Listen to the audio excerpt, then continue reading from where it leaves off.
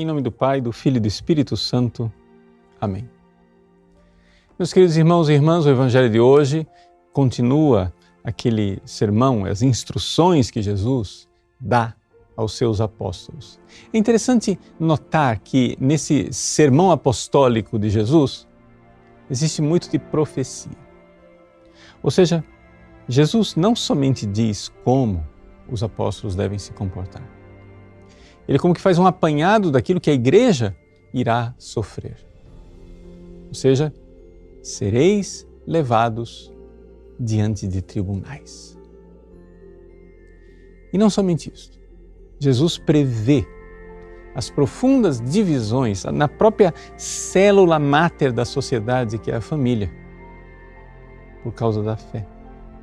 Jesus diz: o irmão entregará à morte o próprio irmão.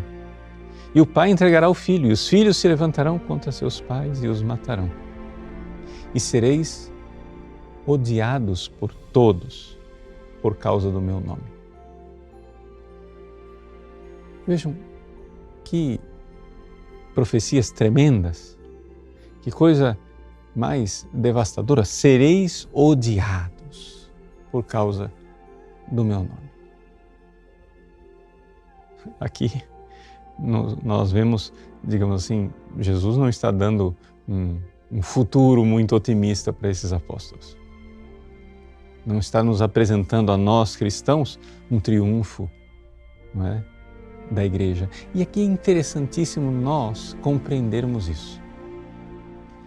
No último século, nas últimas décadas, começou a surgir dentro da Igreja Católica uma corrente teológica que prevê o futuro da Igreja numa espécie de crescimento, num otimista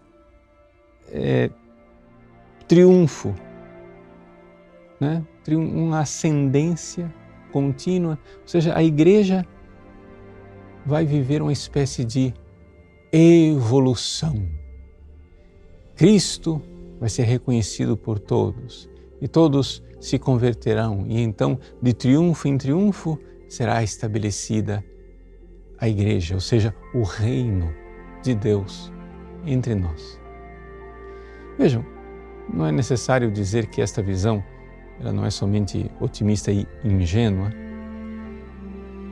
ela também não tem base nenhuma nas Sagradas Escrituras. As Sagradas Escrituras, seja nos Evangelhos, seja nos outros escritos apostólicos, prevê exatamente este conflito. Ou seja, a Igreja, corpo de Cristo, irá seguir o destino e a história daquele que é a sua cabeça.